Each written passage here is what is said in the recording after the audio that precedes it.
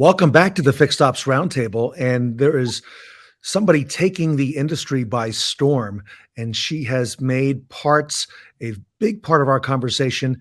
It is Kaylee Felio, who is the sales and marketing manager at PartsEdge. Kaylee, welcome back to the Fixed Ops Roundtable. Thanks for having me. I'm so happy to join, and it's been fun stepping out of my comfort zone and being on video.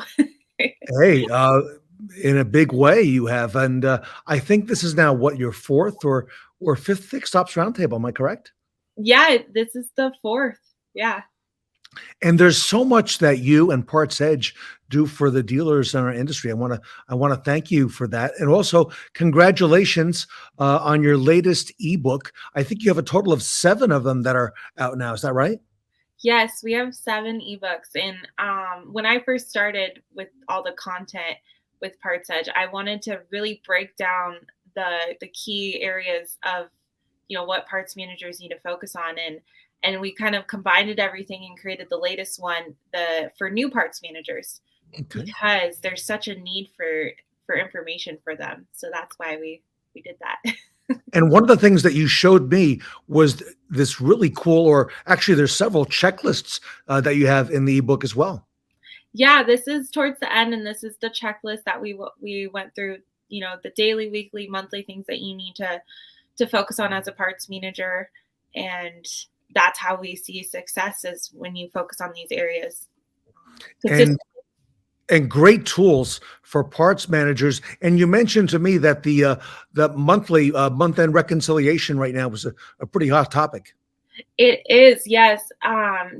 We've been getting a lot of requests of just how do we get newer parts managers to understand and the process and how to implement that. And it's been huge. And I think because there's a lot of physical inventories are happening right now, and there's some variances, and there's concerns because their monthly reconciliations are not happening. And so yeah, we want to include that, but there's more to it than just And having by that the on way, your checklist. before I forget, how do we get what's the best way to get that ebook as well? So you can reach out to me. You can find me on LinkedIn. My email is just my first and last name at PartsEdge. Or you can go to our website. They're on the main page, or they're under solutions. Okay, great stuff. So thank you for that. As part of the conversation at the Fixed Ops Roundtable, there's a lot of talk at this event about parts, but not just, Kaylee, about parts. The conversation really needs now. It's really turned to the people in parts and the culture, and a lot of the out of the box thinking that we're hearing now about people from people who are leaders in the parts industry. Talk to us a little bit about that and some of the things that you're hearing at PartsEdge. So it's such a big deal with culture and creating that synergy with all of the departments, your techs, your service, and creating a team environment. Because it's been historically, parts has just always been pushed off, and even techs too. Like, I feel like when talking, techs are in the back corner, and so are parts. And it's like, can we bring them in the forefront, because it's important, and bringing them into the conversation of understanding the process and how we all are connected and working together as a team. Yeah. And I'm really excited about some of the innovations, Kaylee, that we're hearing now. About a different type of work week, okay, for fixed operations, including parts. And you're right, the technicians now are becoming a huge part of the conversation, and the communication between parts and technicians, and a lot of the best practices that you and I are witnessing right now at the retail level. Yeah, just thinking outside of the box, because a lot of people don't really, money is not all of what attracts them. They want that flexibility. They want a life, and creating that, and making sure that when people do enter our industry, they enter it for good, and they're not leaving with a bad taste in their mouth, and just making sure that when they get in and they understand what they're supposed to do, and the team and everything. I think that makes people stay. So It does, and, a good friend of yours and mine, um, Mike Weldon over at the Hansel Automotive Group in Santa Rosa, California, um, we talked a little bit about the quality of life and, the hours that people, would prefer to work as opposed to maybe that 70 or 80-hour work week, and he said, to you and I that we probably should have seen this coming, okay?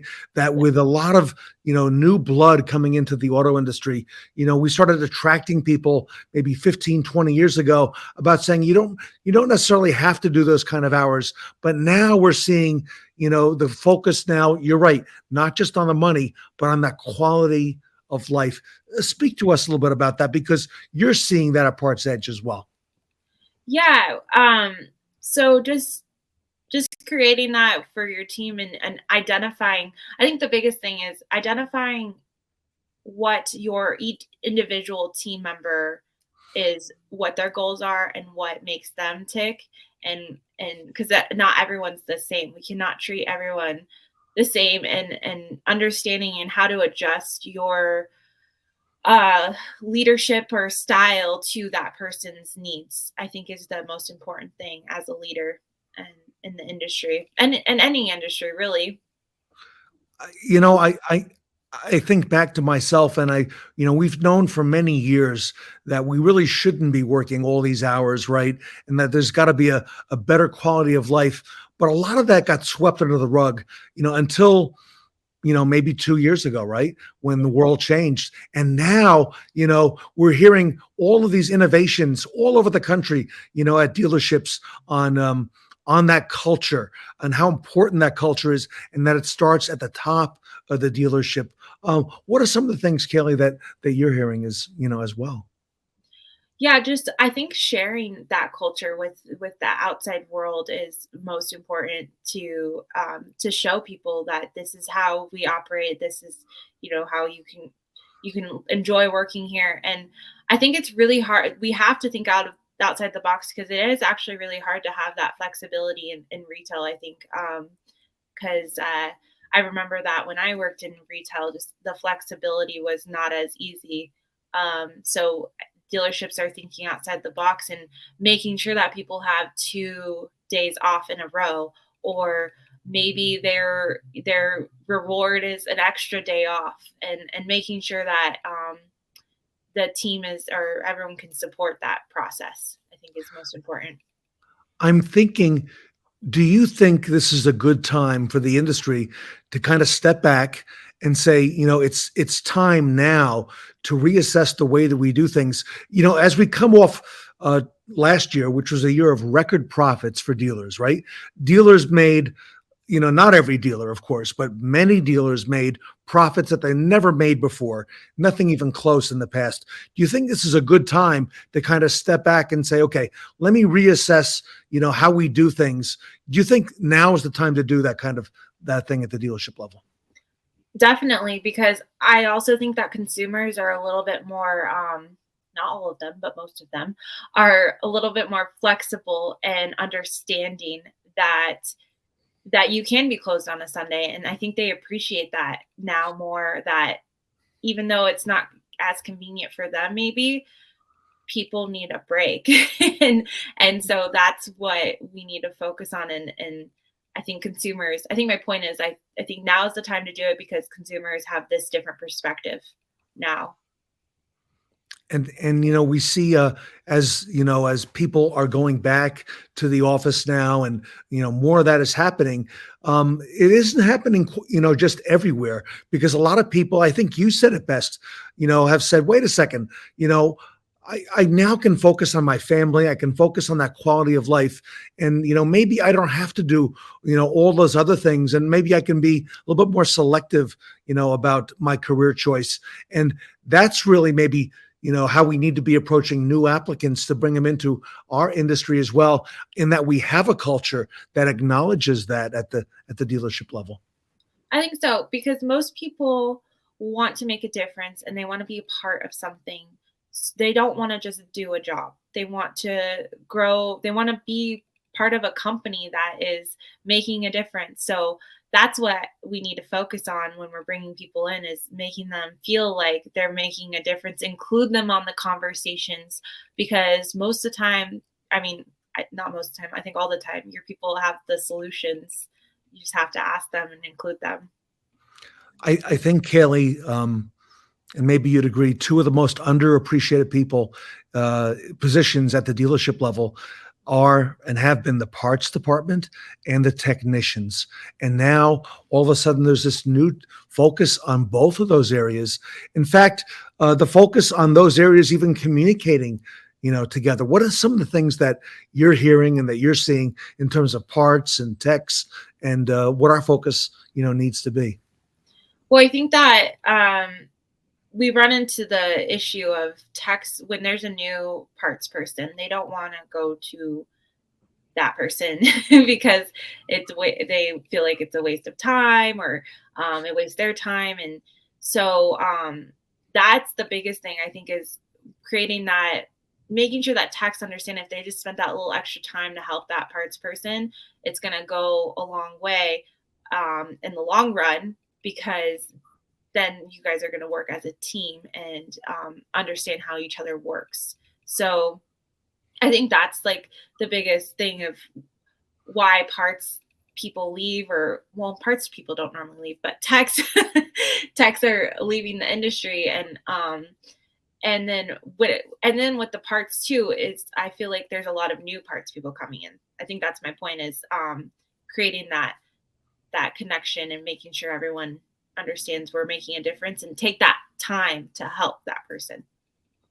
And there's also a lot of employees at the dealership now, both parts and technicians, who are starting to see on social media, who are posting things and talking about quality of life and things that they're looking for. So it's not just the managers and leaders now who are talking about it, but it's kind of even happening now from the bottom up. It is, yeah. I think, man, it's LinkedIn has totally changed the way that we communicate, and I really think it's been since the pandemic, because it pushed us to connect and think outside the box and how we connect to network. And a lot of people are getting comfortable posting about things that might be, uh, who was it? I think it was Sean. I can't remember his last name, but he's the BDC guy. He was telling me, he's like, you need to poke the bear when you're posting. Don't be afraid to poke the bear. And I think a lot of people are doing that, because it's like, we need to talk about this so that we can figure out a solution. So Yeah, I think poke the bear is probably a pretty good expression. And now, there's this free exchange of ideas, that we hadn't talked about in the past. So I, Kaylee, I even think back a year ago, okay, on the Fixed Ops Roundtable, we weren't really talking about stuff like this. And now we're talking about it. And it's all the time. And it's actually taking a lot of people, like you just said, by surprise. I think it was Sean Parrott, talked about the Shop Automotive Group closing on Mondays and doing that dealership wide, in their entire group. I mean, that I don't recall ever hearing about something like that before. no, and I think that's a great idea, because it gives your team a break to really reconnect and focus on the week ahead. I've even heard of some, and I don't know if it's necessarily the best thing, but they're just closing down appointments for the week so that they can get caught up, because they're behind. And I think that's important to identify, instead of keep pushing and pushing and pushing. Let's shut down so we can catch up, and that's okay to do that. Um, I mentioned the ebooks, okay, that PartsEdge has, that are resources for parts managers and fixed op directors. What are some of those things about, Kaylee? What are some of the topics, some of the themes that you cover in the ebooks that people can reach out? For example, that you just showed us with the checklists and so on. Yeah, the latest one is the new parts manager's guide. Really just wanting to give them something to really understand the inventory management aspect of their role, and the different categories of their inventory. But then we also talk about how to identify issues in your inventory. We talk about pricing, the matrix, there's different ebooks for everything. Technical obsolescence, forecasting obsolescence. I feel like that's a huge Mm. topic, obsolescence. And man, there's just so much that we cover in all of our ebooks, and we try to break them out so we're not overwhelming. But the new parts manager might be a little bit overwhelming because there was a lot to cover. But I'm hoping to get some feedback from people and really seeing, like, did it make a difference? Did it make you think a little bit differently about your inventory? I think that's the whole point of it, is really helping them with that. Uh, Kaylee, you and PartsEdge are great resources for the industry. And, I thank you for that. And if our audience wants to find out more about your ebooks and about all the things that you talked about with inventory, and like you just said, obsolescence, things we've talked about for a long time, but you've got some best practices from the best dealers now in North America. How do we reach out to you, Kaylee? How do we find out more about PartsEdge? So you can find me on LinkedIn. You can reach, my phone number is on here. Feel free to ask me questions. It won't overwhelm you. I'll just provide as much helpful information as I can. And yeah, that's the best way. And if you follow me on LinkedIn, I try to post stuff about, and I try to poke the bear a little bit. So I love it. Well, Kaylee, thank you for elevating all of our parts games here at the Fixed Ops Roundtable. I'm looking forward to some of the discussions that you are going to have with some of the best retail people in the industry, and learning more about that and learning more about parts and what you do. So, Kaylee, thank you on behalf of the Fixed Ops community for everything that you do. thank you. Thanks for having me. I'm very excited. Yeah, we're excited as well. And Kaylee Felio, everybody, from PartsEdge, here today at the Fixed Ops Roundtable.